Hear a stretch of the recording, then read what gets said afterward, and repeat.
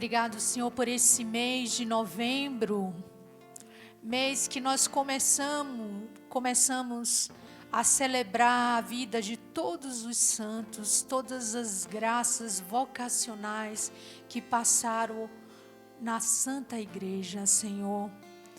Nesse tema de liberdade pessoal e engajamento vocacional, queremos vivenciar essa graça, Senhor, no meio de nós. Que Teu Espírito nos ensine, nos ajude a mergulhar nessa graça, Senhor. Nós Te pedimos, nós Te suplicamos, Senhor. Dai-nos essa graça, Senhor. Ave Maria, cheia de graça, o Senhor é convosco. Bendita sois vós entre...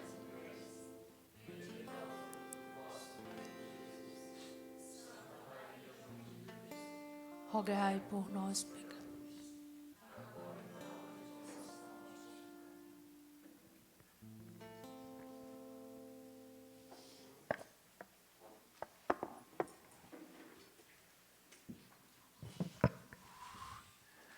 Então, queridos irmãos e irmãs de nossa comunidade de vida e de aliança, e também todos que se juntam a nós nesse caminho da formação do compêndio de 2021, esse compêndio sobre a liberdade. Hoje, nesse mês de novembro, como a irmã Paulina introduziu, estamos acabando vamos celebrar daqui a alguns dias a festa da comunhão dos santos, e também vamos ver que no final do mês, menos do final do mês, 21 de novembro, será a solenidade do Cristo Rei, e depois, 28 de novembro, será o primeiro domingo do Advento, já que vai começar um novo ano litúrgico.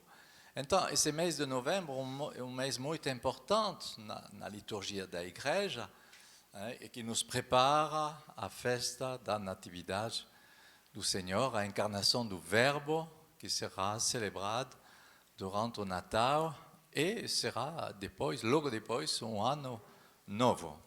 Então, esse tema do mês de novembro é interessante, hein? Liberdade pessoal e engajamento vocacional.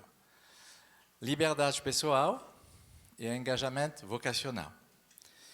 O fato de pertencer a uma família espiritual, quando se testemunha disso, as pessoas geralmente acham uma coisa positiva e interessante. Ah, você faz parte de tal comunidade, desse movimento, eu ouvi falar, eu não conhecia, não. E as pessoas reagem de um modo positivo, geralmente. Mas, pouco tempo depois, a pessoa vai dizer, mas você tem liberdade dentro da vossa comunidade? Você tem verdadeiramente uma liberdade na tua personalidade, porque você é uma pessoa, um temperamento forte, hein? Então, ele te deixa fazer o que você quer e você é livre realmente? Acontece esse tipo de pergunta. E vamos ver, né, como podemos caminhar nessa escuta, que é importante. A liberdade pessoal é uma coisa importante numa vida religiosa, numa vida cristã, numa vida comunitária, na vida fraterna. Vamos ver esse assunto. E também esse mês nos prepara o retiro anual de nossa comunidade, que vai acontecer esse ano do 1º até 8 de dezembro. Engajamento serão vividos durante esse tempo, engajamento comunitário, vai ter 2 casamentos, vai ter celebrações de virgens consagradas, vai ter tomada de hábito, eu acho que são 12 ou 13 que vão receber o hábito da consagração.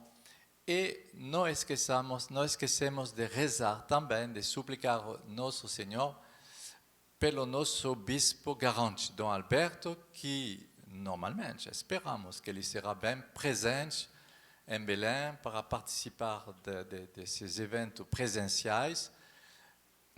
Todas as casas serão online, Mas rezamos também que Dom Alberto consegue ser recuperado da sua saúde. Então rezamos porque nessa quinta-feira ele vai viajar em São Paulo para fazer essa nova cirurgia, um tratamento cirurgical que esperamos vai dar a ele toda a sua mobilidade, toda a sua possibilidade física de seu ministério e de sua vida pessoal.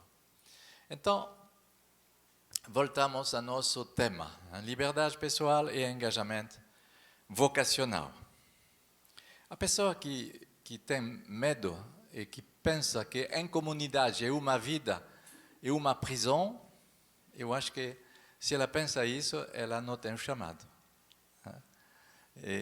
Porque, por exemplo, eu me lembro a primeira vez que eu fui num Carmelo, na França, para pedir a realização da minha primeira túnica, para celebrar o altar e fazer a proclamação da palavra de Deus, como acolito e leitor, que prepara ao diaconato. Eu vivi isso há muito tempo atrás na França, e eu fiz realizar minha primeira túnica com um Carmelo a 1 hora de nossa cidade. E quando eu voltei desse lugar, eu tinha a impressão, meu Deus, essas carmelitas, elas vivem uma vida como numa prisão. Ah, oui. E as duas meninas que me acompanhavam, eu não sabia que uma das duas nesse dia, recebi a vocação a entrar no Carmelo. Ela se chama hoje, ela continua hoje, deve fazer 35 anos atrás, essa história.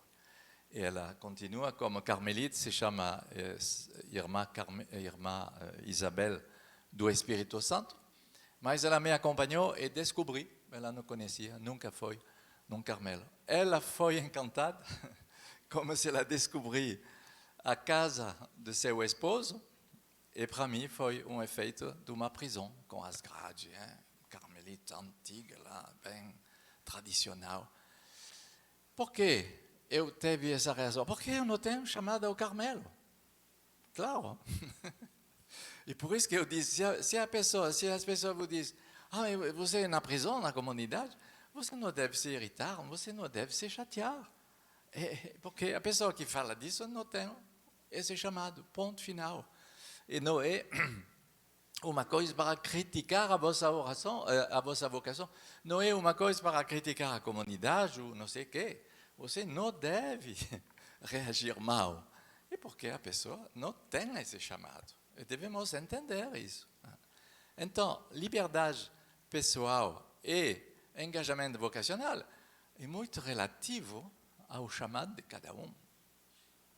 Uma coisa, são muitas pessoas que vão dizer, meu Deus, você vive isso, de pedir, quando você volta lá de fazer compra na cidade, e você atrasou, e você vai dizer ao pastor, eu cheguei agora, desculpa, perdão, porque eu cheguei 5 minutos atrasado na missa, e você vai fazer esse passo lá no refeitório, na sala do jantar.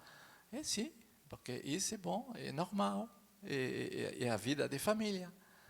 O filho volta e o pai, a mãe sabe que o filho voltou bem, sem problema. Não é para uma coisa, uma obrigação, é uma vida de família. E por algumas pessoas vai parecer um constrangimento terrível. Meu Deus, você tem a obrigação de viver isso? Não. Eu vivo isso de uma maneira muito livre e normal. Bom, não devemos esquecer que a vida comunitária, a vida fraterna, foi um dos primeiros frutos da festa litúrgica de qual festa? Pentecoste. Imediatamente depois da Pentecoste, o que acontece? Pedro e João vão rezar no templo. Chegando na porta do templo, encontraram um mendigo, coxo, que mendigava lá na porta e que suplicou, me ajuda, por favor. E Pedro, olhando ele, diz, não temos nem ouro nem prata, em nome de Jesus, levanta-te. E se torna livre. E o homem se levantou, entrou no templo, glorificando a Deus. Esse milagre é o fruto da comunhão entre Pedro e João. E a missão começa. A missão começa com a comunhão fraterna. A missão começa com a primeira comunidade. Se não tem comunidade, se não tem comunhão fraterna, não tem missão abençoada. A missão não é uma coisa minha. A missão não é uma coisa individual. E Jesus enviava 2 a 2. Então, a comunidade cristã começa realmente na Pentecoste. E as comunidades novas de hoje é a mesma coisa. Começaram a partir de uma renovação do Espírito Santo. E São João Paulo II, que falou disso como uma nova primavera, ele falou. O que acontece agora com os movimentos e as novas comunidades é uma nova primavera. São novos frutos que aparecem na igreja. Então, isso acontece nos tempos difíceis da história, sempre. Eu me lembro em 1998, quando, na época, o cardeal Ratzinger, na época de São João Paulo II, como Papa, o cardeal Ratzinger fez uma conferência sobre os movimentos e as comunidades novas em toda a história da igreja. Foi uma conferência extraordinária. Se você pode, nossa leitora fiel se prepara para ler uma passagem do cardeal Ratzinger. Ele fez uma leitura de todas as renovações do Espírito Santo na história de 2000 anos da igreja. Cada vez que tem uma renovação espiritual, uma renovação do Espírito na história da igreja, tudo isso se transformou em novo momento de novas comunidades. Vida monástica, congregações, movimentos e agora, comunidades de leigos, que acontece, que surge na igreja com esse fruto do Espírito Santo. E justamente o cardeal Ratzinger citou, me interpelou muito, eu participei dessa conferência lá em 98, em Roma. Ele citou São Basílio, no século IV. São Basílio que inspirou São Bento na regra de São Bento. São Basílio que é um dos grandes, com São João Crisóstomo e São Gregório de Nazianze, são os grandes padres da Igreja de Oriente, E São Basílio não queria fundar uma nova comunidade. E vamos ver o que diz o cardeal Ratzinger desse movimento de renovação do século IV de São Basílio. São Basílio não tinha a intenção de criar sua própria instituição à parte da Igreja comum. A primeira e única regra que ele escreveu pessoalmente não era para ser a regra de uma ordem, mas, pelo contrário, a regra da Igreja do cristão convicto. Foi assim também no início de quase todos os movimentos do nosso século.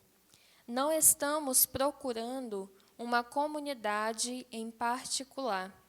Estamos procurando a vida cristã integral, a igreja que obedece ao Evangelho e o vive. Então, São Basílio descobriu a sede das pessoas do século IV, que queria viver um cristianismo integral, que não seja um pequeno cristianismo depois da profissão, um cristianismo do domingo. Ele queria lançar a visão de um ecumenismo integral. E ele escrevia essa regra não para fazer uma instituição, não, mas para dizer: precisa de viver a palavra de Deus, precisa de viver a oração, precisa de viver a missão. Ele fez uma regra de vida que é uma referência até hoje. E ele foi dos fundadores também da liturgia oriental, a divina liturgia. É muito interessante de ver essa história. Então, as comunidades novas nasceram com essa necessidade do povo de Deus, que busca uma formação, que busca viver a liturgia, que busca viver uma vida cristã que seja católica, que seja bem conforme à fé católica. Não é para fazer uma coisa original, cortada e marginal dos outros. Não, não é isso a finalidade. Então, é um bem que é desejado. As pessoas que se aproximam da nossa comunidade, como de outras comunidades, são pessoas que têm sede. Eu tenho sede de formação, eu não sei como, mas eu não entendi nada. Ontem, Nelito me falou de um testemunho dentro dos casais que passaram esse fim de semana, que são pessoas muito instruídas, que têm um nível universitário, e que, ao mesmo tempo, no plano da fé e da vivência da fé, não sabem muita coisa, porque não aprenderam, não receberam uma formação profunda de base. Então, essas pessoas vão se aproximar e vão desejar viver retiros, vão desejar viver o ano sabático. Porque eles percebem uma sede dentro deles para equilibrar entre a vida humana e a vida da fé. Então, é a primeira questão que Jesus perguntou aos primeiros discípulos, que continua em João 1, 38, 39. Percebendo que alguns discípulos de João Batista seguiam Jesus, Jesus voltou atrás e disse: ok, quem procurai-vos? Quem estava procurando? O que você está procurando? Eles responderam: mestre, onde tu moras? E podemos fazer a mesma pergunta: o que você está procurando na vida? Quase no final do ano sabático. E cuidado de não fazer um discernimento sobre as coisas que são pequenas, não sei como você diz, que são sem muita consistência, que passa. Mas fazer um discernimento sobre as coisas que são eternas. E sobre isso que devemos fazer um discernimento. As coisas que passam, que são da moda, isso o mundo conhece bem melhor que nós. Então, o que você procura? O que você está procurando? Eles disseram: onde tu moras? E Jesus respondeu: vem e vede. Então, Santa Teresinha do Menino Jesus, vamos citar alguma vez ela, e também no fim dessa formação, Santa Teresa Benedicta, Santa Edith Stein, que serão como os dois modelos, Santa Teresinha no Carmelo e Santa Edith Stein. E Santa Teresinha do Menino Jesus disse: o bom Deus sempre me fez desejar o que Ele queria me dar. Então, qual é tua busca? Qual é tua sede? O que você está buscando? Se são coisas do mundo, não precisa de viver em comunidade, não precisa de buscar um engajamento em comunidade. As coisas do mundo, basta por isso. Mas se tem um desejo profundo de vida espiritual, de vida na fé, então são questões vocacionais. Depois de desejar e de poder encontrar, compreender nosso desejo, tem os meios a tomar. Eu vou decidir, orientar, eu vou na missa de cada dia, eu vou trabalhar a palavra de Deus, eu vou fazer um curso de teologia, eu não sei. De tomar os meios, uma vez que eu consigo bem entender minha procura. Depois, preciso de se fidelizar no caminho começado, porque não é só para fazer um pequeno caminho e tchau, depois eu vou fazer outra coisa. Não, na vida cristã não é uma coisa de turista. Não é uma coisa passageira que se vive um pouco e depois, tchau. Não. E o outro passo é de cultivar essa alegria da descoberta para que ela se torne uma coisa profunda. Então, isso você percebe que faz um caminho. E dentro desse caminho, a liberdade, onde ela se encontra? Em qual etapa da vida podemos ver essa questão da liberdade pessoal? Em todo o tempo do percurso. Desde o início da sede até hoje, até a fidelização do chamado à liberdade pessoal se encontra. Você deve crescer na liberdade pessoal em Cristo. Se você está regredindo e se fechando na tua liberdade pessoal, lá tem um problema. É bom de verificar com o acompanhador por que você não cresce na liberdade pessoal. Pode ter um certo obstáculo, é bom de fazer um discernimento. Mas, normalmente, as pessoas que vão fazer esses graus de caminho vão descobrir uma liberdade pessoal que cresce, que se alarga, que me fez respirar.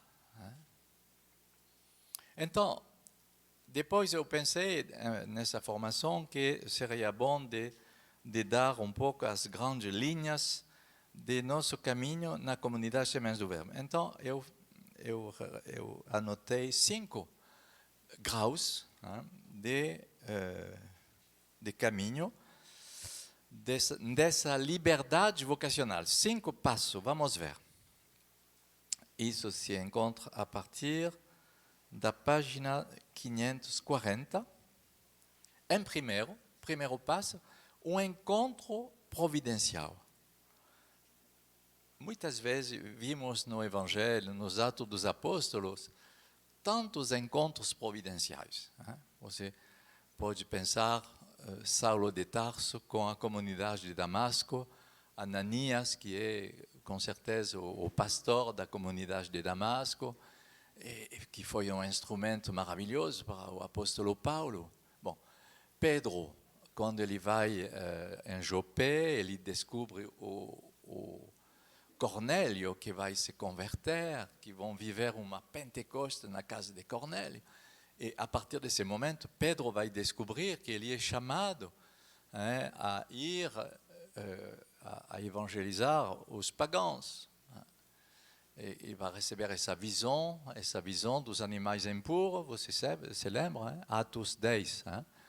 Cornélio, são encontros providenciais.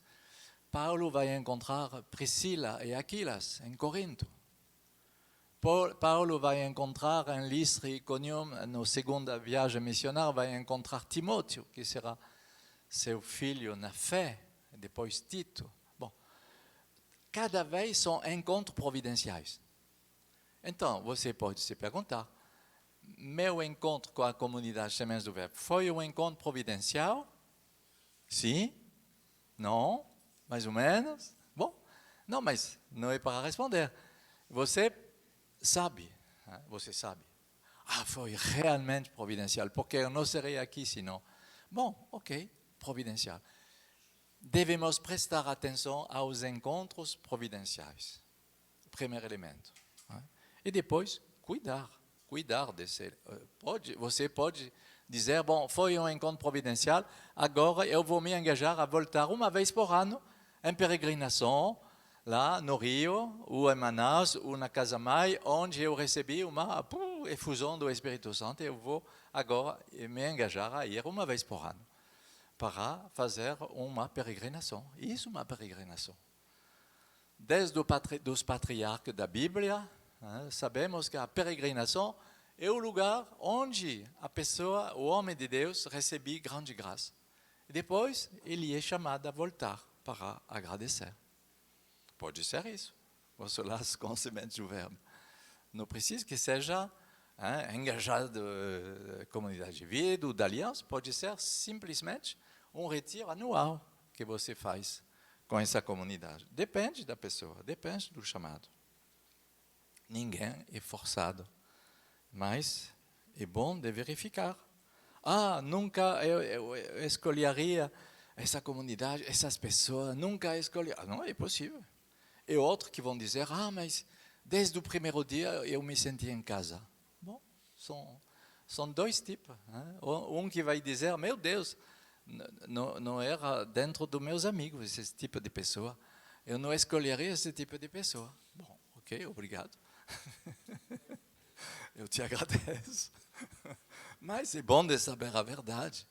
E outros que vão dizer, meu Deus, desde o primeiro dia eu me senti em casa. Por quê? Não se fabrica isso, não se obriga.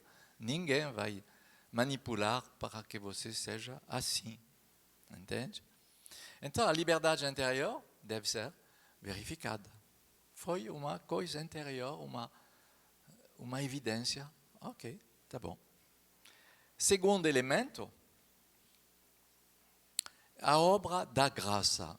Depois, percebemos que verdadeiramente foi um chamado de graça. Foi a hora da graça. E a hora da graça, devemos cuidar disso. Não devemos deixar passar a hora da graça. Isso é muito importante.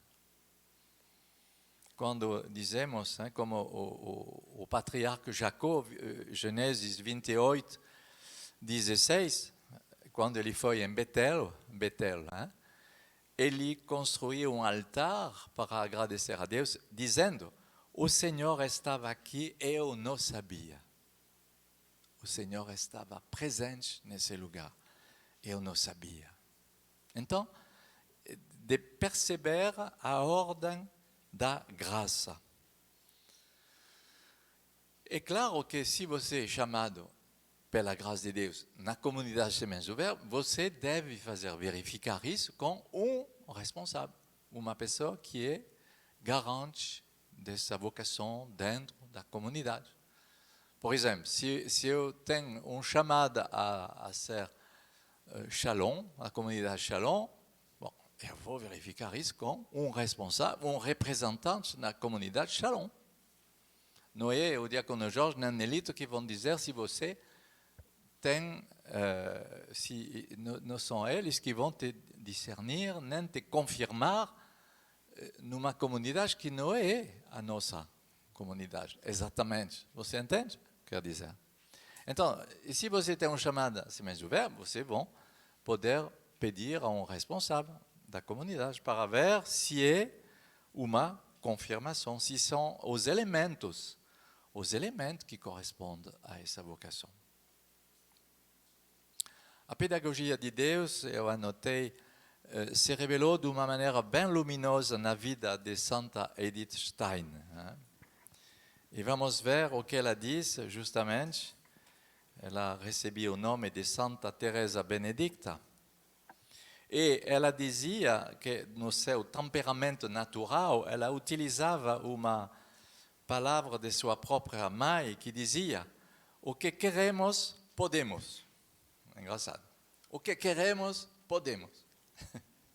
É uma forte vontade. Esse tipo de temperamento mostra um temperamento bem voluntário. Mas ela dizia, eu tinha a cabeça mais dura que as paredes de minha casa, porque tantas vezes eu me coloquei, eu machucava a força de bater e a parede resistia. E depois ela descobriu São Tomás de Aquino, dominicano, famoso, teólogo, e sobretudo Santa Teresa d'Ávila. Uma noite ela li o livro de Santa Teresa de Jesus sobre a vida dela. Uma noite. O dia depois, ela era convencida e ela se preparou a se fazer batizar. Ela, judia, ela se preparou ao batismo. Uma noite, temperamento voluntário, bem forte. Ela vai dizer, Edith Stein, a graça é o Espírito de Deus que vem, o amor divino que desce sobre nós. Na fé, a graça que nos é dada objetivamente é subjetivamente assumida. A fé não pode florescer se a graça não for livremente apreendida. A graça e a liberdade são, portanto, constitutivas da fé.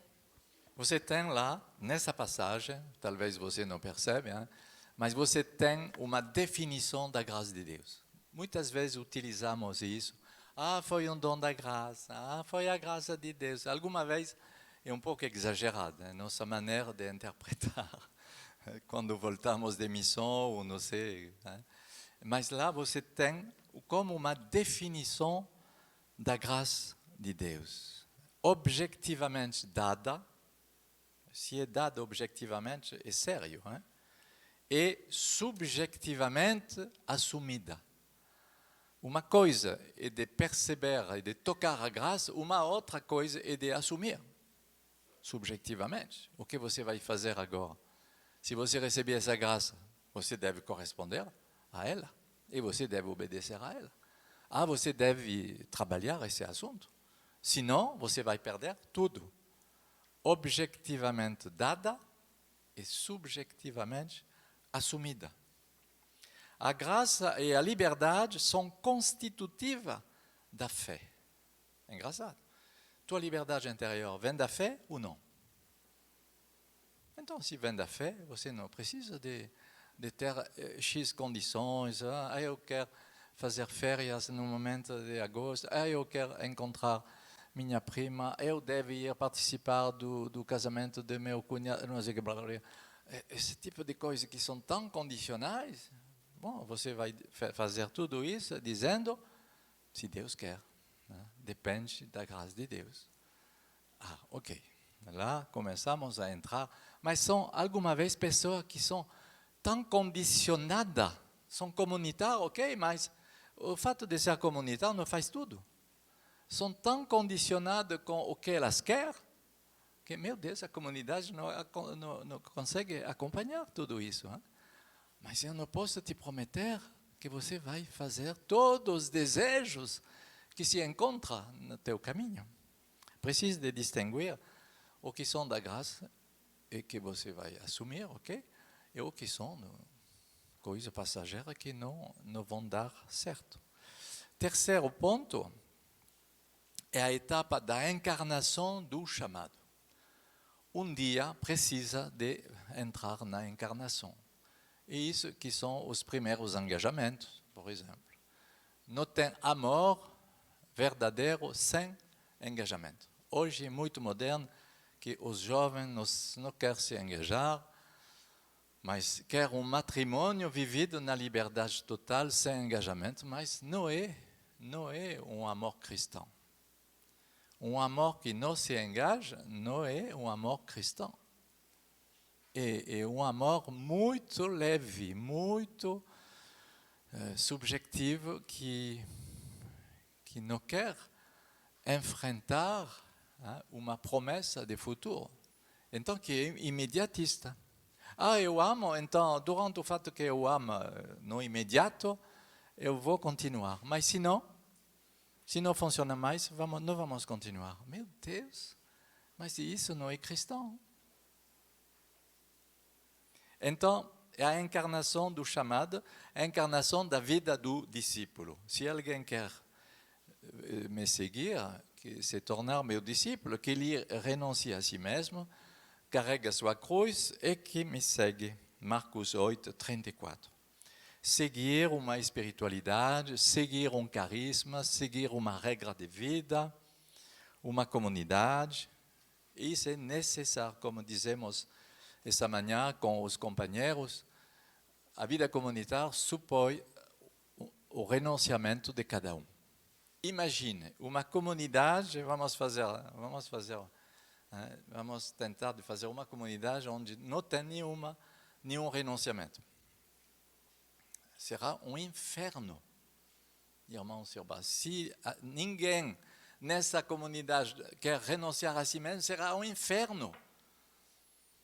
É um casal que vai se fazer casal, se na preparação do casamento não tem nenhum dos dois, não tem os dois que querem renunciar a si mesmo, será um inferno, ponto final. E por isso que a preparação a um casamento é muito importante, muito, muito, muito. E a maneira de começar um casal e um amor conjugal é muito importante. Eu sei que Nelita e Flávio trabalham muito sobre isso. Né? É muito importante, porque se você começa de uma maneira torta, como diz São Paulo, em Romanos 11, 16, quando as premissas são santas, todo o resto será santo. Mas se as premissas são tortas, se não são misturadas, começa mal, começa de uma maneira errada, todo o resto será errado. É triste. Então, bem verificar essa encarnação do chamado. Quarto, não, tem uma citação antes. A citação de um comentarista de Santa Edith Stein, um carmelita, um religioso, que escreve no artigo sobre o Cristo, chefe divino. Da cabeça divina, Cristo, flui constantemente para os membros a força, que sempre precede, acompanha e segue suas boas obras. Como precedente, inspira o bem, como acompanhante, ajuda a realizá-lo.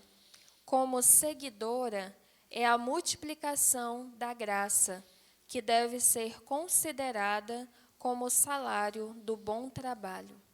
É bonito, podemos ver um itinerário, como ele disse isso aqui.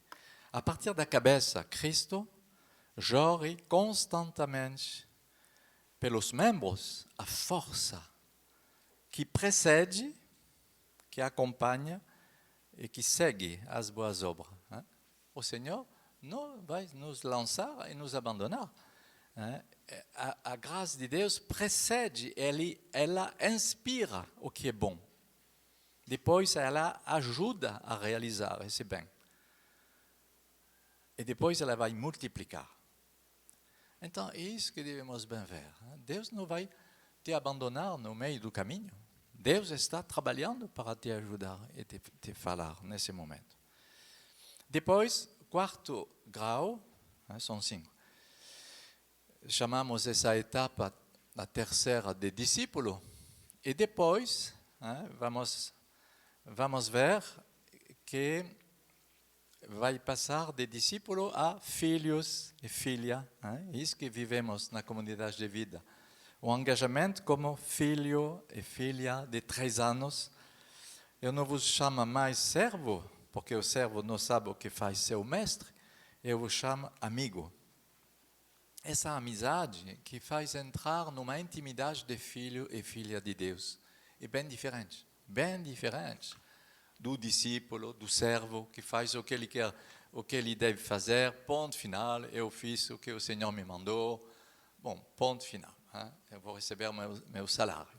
Mas não, filho e filha são da casa de Deus, não vão ter problema de prolongar o horário, porque não tem horário, eles são da casa do Pai. Filhos, e um relacionamento de amizade, João 15, um relacionamento de amizade na regra de vida, com um fundo de coração, não é só de coração superficial. Vocês são meus amigos se você faz o que eu vos mando. A pessoa que diz, manda sempre, cobra sempre, exige demais. Não passou. Não passou a etapa de filhos e filhas, não. Ele é mercenário. Santa Catarina de Sena diz que são os mercenários. Os mercenários que são aqueles que querem uma retribuição, um salário. Depois, eu faço o que eu quero com o meu salário. Não passar como filhos e filhas. E você se lembra, o filho pródigo, quando ele voltou à casa do pai, ele diz, pai, trata-me como teus empregados. Mas o pai não podia tratar ele como empregado, como uma pessoa empregada, porque ele era filho. O pai não vai renunciar a seu filho. Mas ele fez a proposta de mudar de estatuto. como servo, finalmente, para conseguir ficar na casa do Pai. Terrível. O cardeal Ratzinger, de novo, que se tornou o Papa Bento XVI, define essa união das vontades. A união das vontades. Bonito isso, essa definição. Vamos ouvir. Nesta comunhão da vontade, realiza-se a nossa redenção. Ser amigos de Jesus, tornar-nos amigos de Deus. Quanto mais amamos Jesus, quanto mais o conhecemos, tanto mais cresce a nossa verdadeira liberdade, cresce a alegria de ser remidos. Então, você anotou, hein? Como cresce a nossa liberdade? Nossa liberdade verdadeira, como ela cresce quando nos tornamos amigos de Jesus, quando nos tornamos filhos, filhas do Pai, nessa amizade que sai das condições mercenárias do servo, não, que entra nessa comunhão de vontade, nessa amizade de vontade. Ser amigos de Jesus para nos tornar amigos de Deus. E mais amamos Jesus, mais conhecemos Ele, assim cresce nossa liberdade verdadeira. Então, você percebe que a liberdade que se fala aqui não é a liberdade do mundo. É uma liberdade bem mística, bem mais profunda. Ele pronunciou essa palavra pela missa em vista do novo Papa, 18 de abril de 2005. É ele que foi eleito Papa. Então, ele profetizou, sem saber. Então, é uma etapa de formação que faz passar de nossas capacidades pessoais na força de Deus. Não são mais minhas possibilidades, capacidades ou impossibilidades. Não, agora eu sei que eu me tornei um instrumento nas mãos de Deus. Porque é importante de fazer a obra de Deus. Muitas pessoas gostariam de fazer as obras para Deus, mas nós somos chamados a fazer a obra de Deus, não fazer obra para Deus. Então, isso é muito importante. Edith Stein escreve em 1918, ela morreu em 1942. Provavelmente é necessário sentir muito fortemente a sua própria impotência para ser curado da confiança ingênua e sem limites de vontade e poder, como eu o possuía outrora. Ela possuía essa vontade, esse poder outrora. Ela fez a experiência de sua própria impotência para ser curado da confiança que não tem muito conteúdo. Quinta etapa, o engajamento definitivo. A liberdade pessoal deve ser considerada na fidelidade, no tempo sem limite, em vista de uma vocação definitiva. A pessoa que faz a experiência de sua própria fraqueza não se escandaliza mais. Ela aprende a receber e a viver da misericórdia de Deus sobre suas misérias, e ela aprende a não se chocar, não se escandalizar dos problemas dos outros, das misérias dos outros. Você é escandalizado pela miséria dos outros? Ah, meu Deus, você não descobriu sua própria miséria. Porque a pessoa que faz a experiência de sua própria miséria não vai querer julgar, nem condenar, nem se escandalizar dos outros que faz isso, que fizeram outra coisa. Não, essas fofoqueiras que são inúteis, que não constroem, que não edificam ninguém. E viver em competição faz parte também, não edifica nada. Oposição, julgamento, oposições. E então, são duas palavras de um padre que é amigo nosso, que quando começamos a comunidade na França, ele nos visitou. É um santo, um padre que foi missionário, um jesuíta francês de minha região, e que morreu agora 10 anos atrás, o padre Pierre Serac. Ele era um grande santo. E ele fala dessas duas palavras que eu anotei. Peco quanto à verdade, se guardo para mim o que de fato tenho que dar aos outros. Eu não sou verdadeiro se eu guardo por mim o que finalmente eu devia dar aos outros. Meu Deus, interpela a consciência, esse tipo de frase. O que não é doado é perdido. Voilà. Você tem uma ocasião de dar e você não queria dar, você queria guardar, é perdido, oferenda perdida. Esse padre, quando ele visitava a nossa paróquia lá na minha cidade, de vez em quando, cada 2 anos, cada 3 anos, e o pároco fazia, a paróquia principal da cidade, o pároco fazia pregar ele. Ele pregava sempre chorando.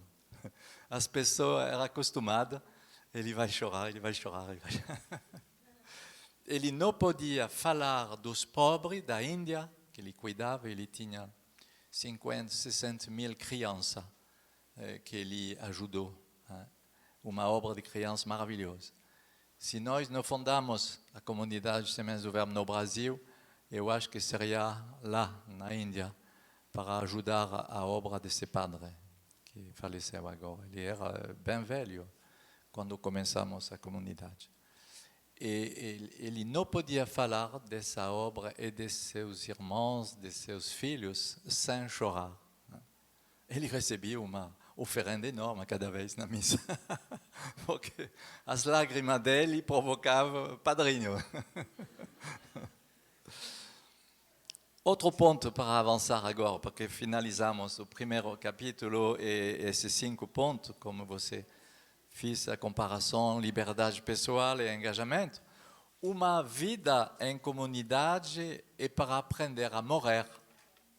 A morrer, cada um de nós, a comunidade me ajuda a morrer a mim mesmo, mas morrer ao pecado.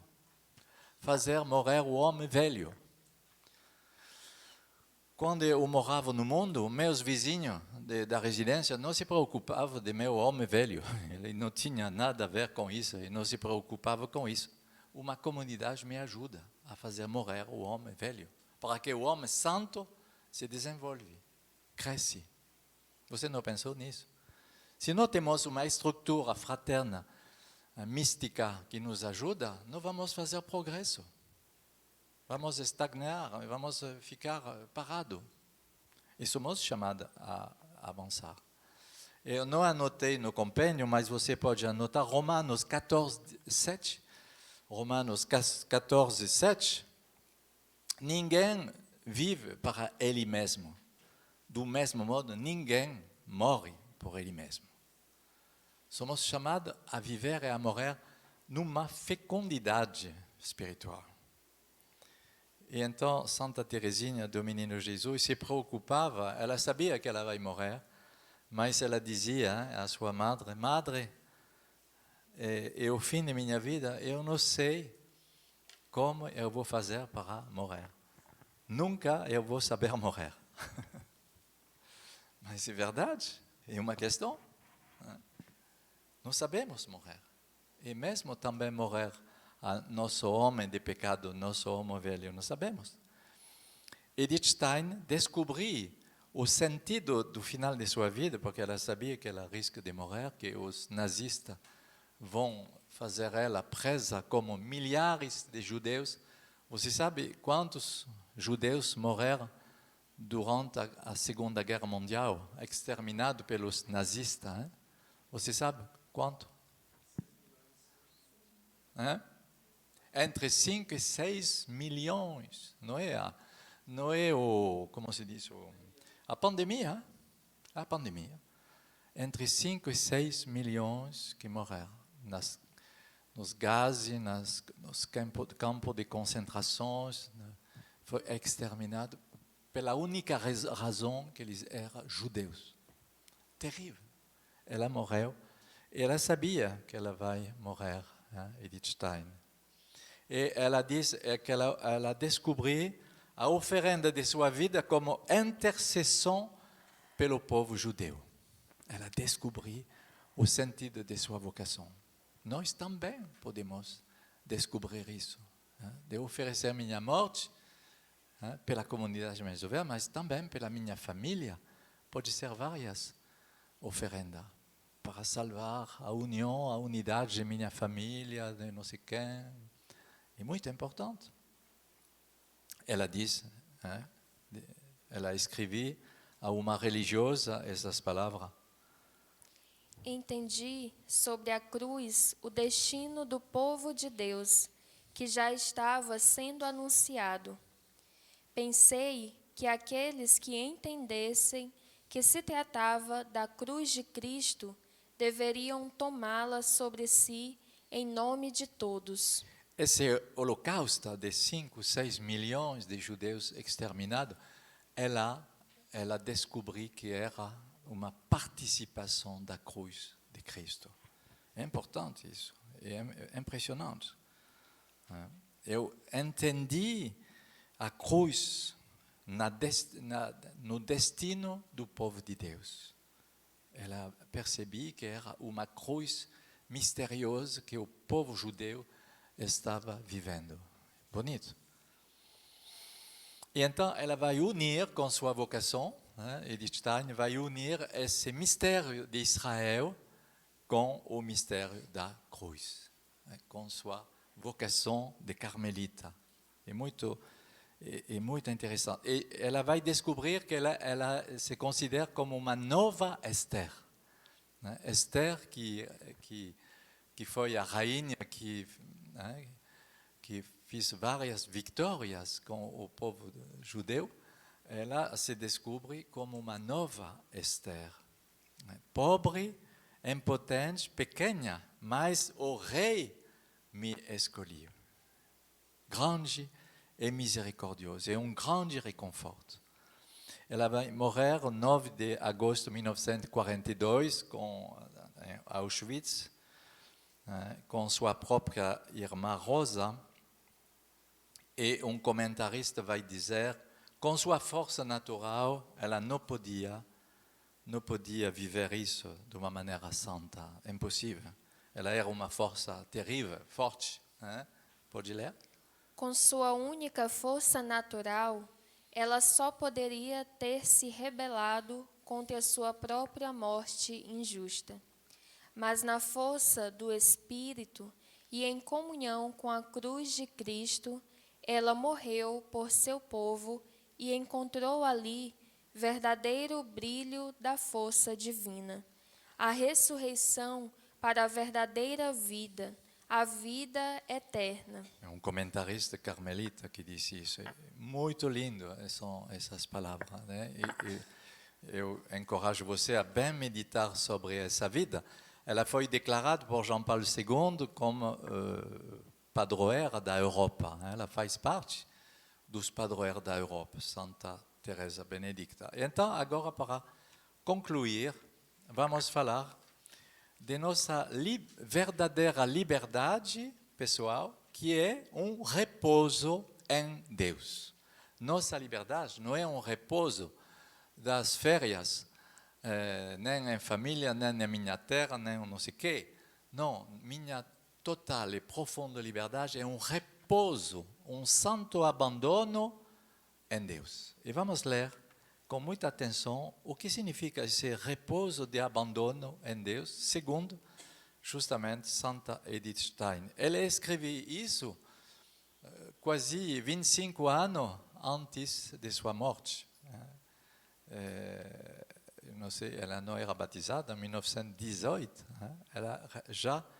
Ela foi capaz, como filósofa, fenomenologista, na filosofia de Husserl, ela foi capaz já de escrever essas linhas muito inspiradas.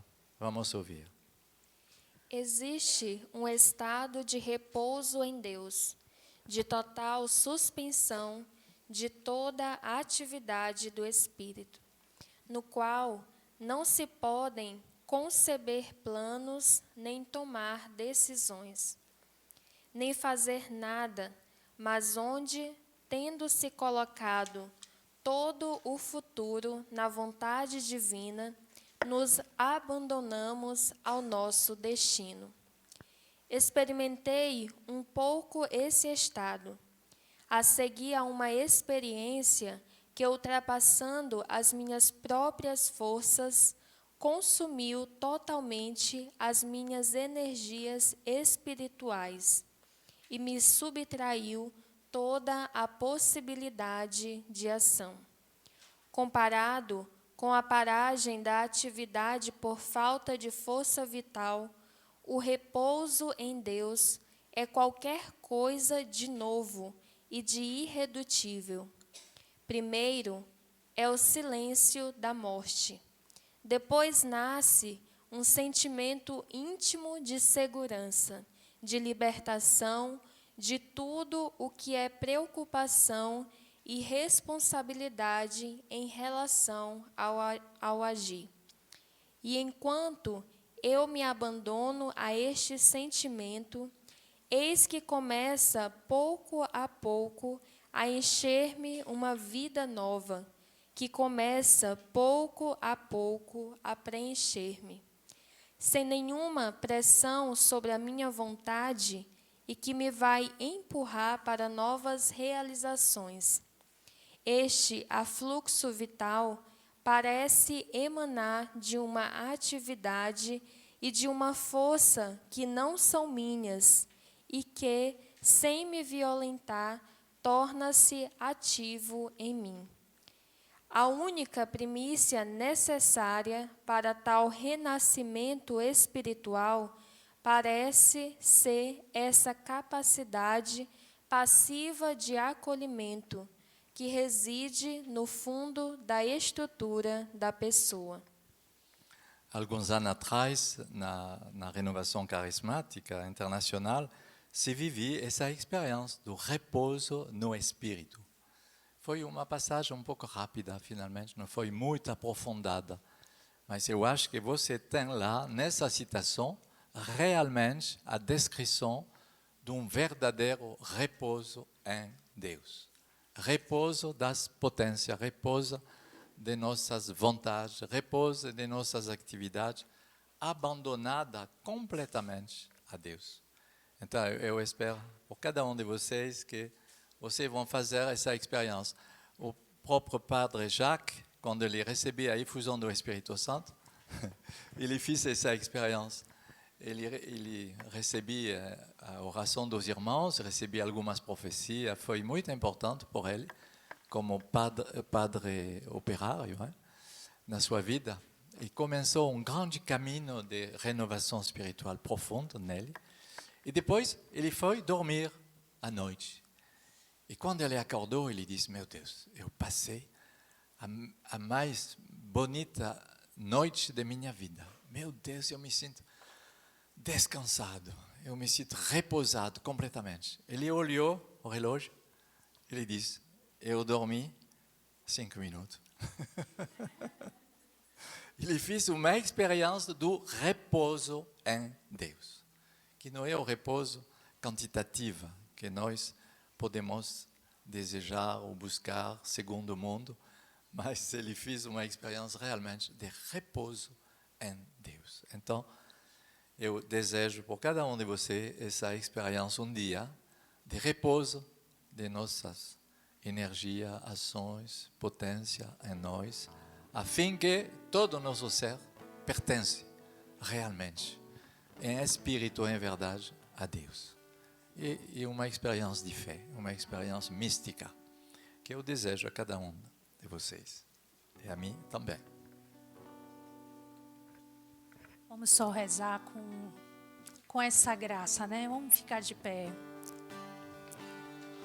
Tudo vem de ti, Senhor, fruto do teu Espírito. Tudo tudo vem de ti, Senhor. Fruto do teu amor na cruz. Quero estar nesta graça da vivência do amor. Testemunhar a alegria de ser sementes do Senhor. Profetizar que tu nos amas, ó Senhor. Que tu nos amas, ó Senhor. Tudo vem do Espírito. Tudo vem de ti, Senhor. Fruto do teu Espírito. Tudo vem de ti, Senhor. Fruto do teu amor na cruz. Quero estar, Senhor, nessa graça. Quero estar nesta graça da vivência do amor. Testemunhar a alegria de ser sementes do Senhor. Profetizar que tu nos amas, ó Senhor. Que tu nos amas, ó Senhor. Dai-nos esse repouso que vem da cruz, que vem do Espírito Santo, Senhor. Essa pedagogia de engajamento, de vocação, Senhor.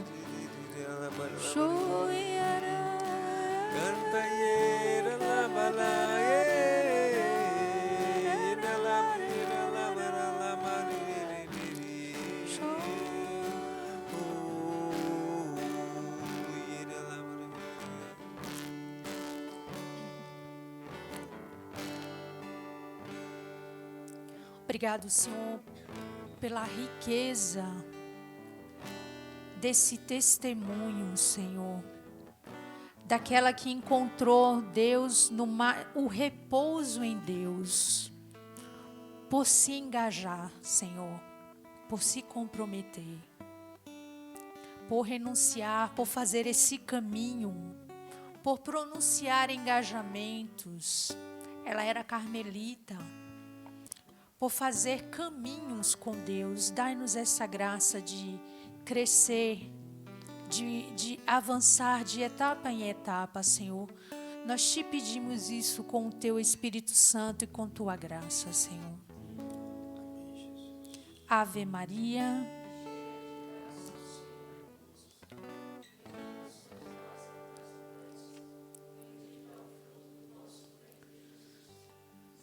Maria, Mãe de Deus, rogai por nós, pecadores, agora e na hora de nossa morte. Amém.